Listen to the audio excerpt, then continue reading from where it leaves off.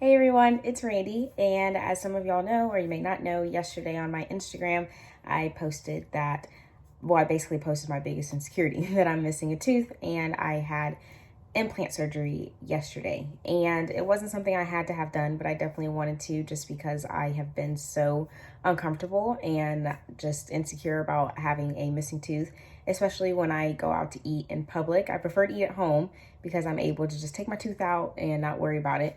But when I eat in public, then it's just so uncomfortable to eat. And so I'm always like trying to do like this little number to hide, to take it out and put it into my purse and hope that no one's looking. Or I just ignore it and suck it up, even though how uncomfortable it is to eat with a little partial denture in your mouth. So yeah, I shared that yesterday because a lot of people didn't know that RA is linked to periodontal disease. And I do want to say that I am so thankful for all of the comments, direct messages, and just text messages that I got from people yesterday because they were absolutely so sweet. And I really felt like I was getting like 1,000 virtual hugs yesterday. And I also saw that many people didn't know that RA was linked to periodontal disease, which was me until I experienced it. And I just want to touch on that because I was actually reading up on it and I saw a study that they did. It was just of 100 people just to really figure out some things. And it was 100 people with RA, and they saw that of those 100 people, 70% of them had some type of gum inflammation. And typically in the general population, gum inflammation is only found in about 35% of the general population. So that's a big number for people with RA to be experiencing. And I remember the first time I experienced gum inflammation, I was completely shocked. I was just like, what do you mean my gums are inflamed? What are you talking about? And it was at that moment that then I spoke with my rheumatologist and she told me, yeah, it can happen. It can be linked. So I'm just going to write you a script so that you can get your teeth cleaned 4 times a year. So that all happened pre-COVID.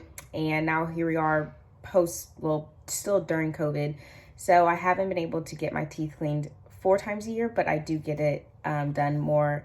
I do get my teeth cleaned frequently just because we want to get on top of any gum issues that happens because you have to have teeth pulled.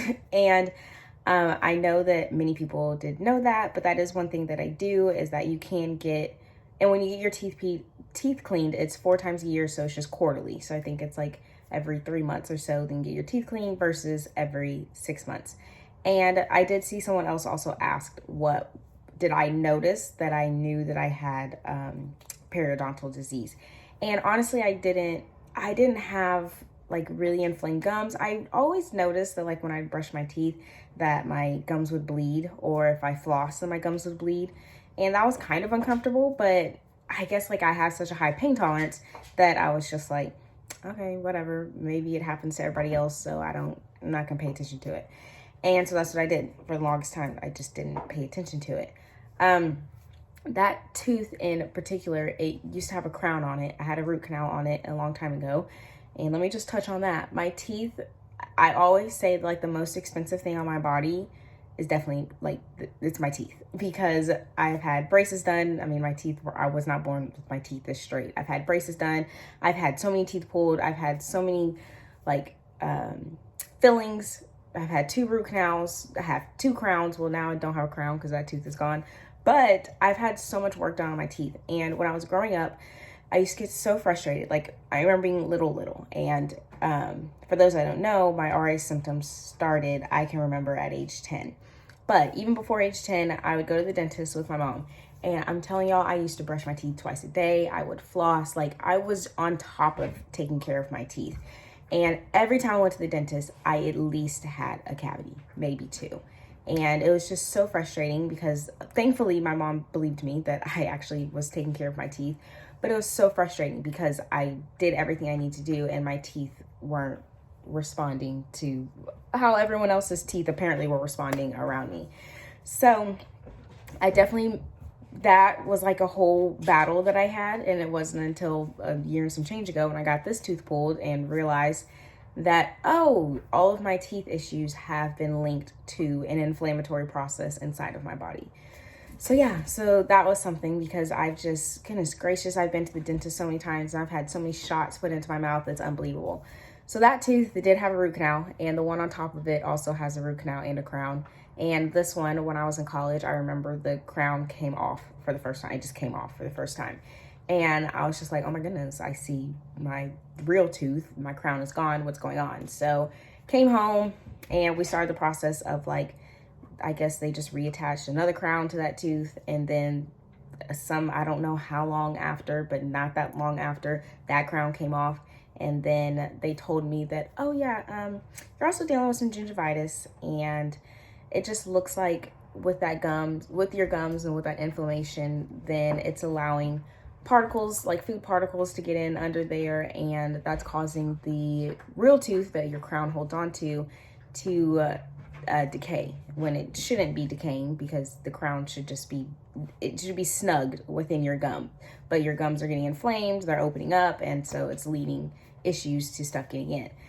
So they told me that they couldn't attach another crown again because the real tooth that was there was just so short. So that was the end of that. So I had to have it pulled. And I remember the day having it pulled. I didn't tell anybody. I just said I was going to the dentist for a cleaning. And I had been to the dentist not long before that. But I was like, no, I got to go for another cleaning or something. And I didn't tell anybody because I didn't want anyone to know that I was getting a tooth pulled at 20 something years old, like a permanent tooth pulled. And that I was getting a partial denture. Like, I just had such a hard time coping with that. And even for the longest, like with my parents, with my fiance, I wouldn't show them when I would take it out.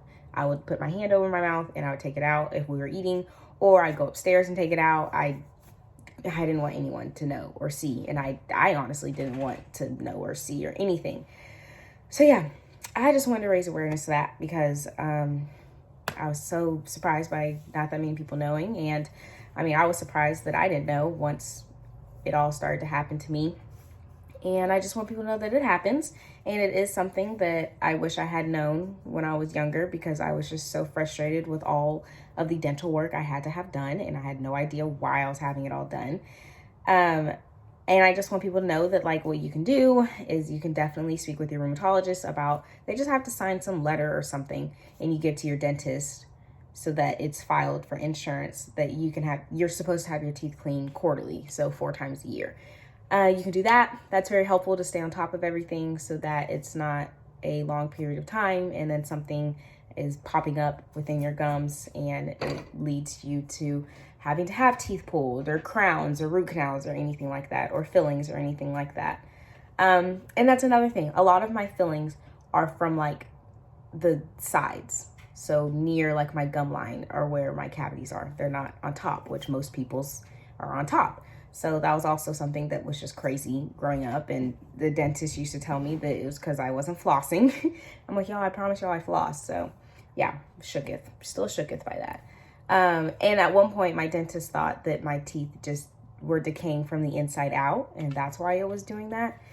So we don't know. There's still so much research that has to be done on RA and periodontal disease, but I am interested to see if RA does play a factor in if my teeth were decaying from the inside out. So yeah. But yeah, you can get cleanings quarterly, 4 times a year. Definitely brush and floss every single day. One thing that my dentist does now that we know that this is the cause, I have a prescription toothpaste, and I brush with it 2 times a day. It just has a higher level of fluoride in it. So I do have that, and I don't think there's much of anything else that I do. I kind of just know that it's part of RA, and I can't make Miss RA go away in like a snap of my fingers. I wish I could. So it's just kind of something that I'm kind of dealing with and handling it out. But yeah, I just want to share that, give that little update about my face. I mean, I'm a little swollen. Pain levels, very minimal. I was able to sleep through the night, so I'm so happy about that because I just wanted to get some rest. And so today I have another down day. And so yeah, I'm feeling good for day 2. And thank y'all all so much for checking in and all of your sweet messages and all the virtual hugs that y'all gave me. So I really appreciate it. And of course, I will keep y'all updated with this whole ordeal. And I hope y'all have a great rest of y'all's day. Goodbye.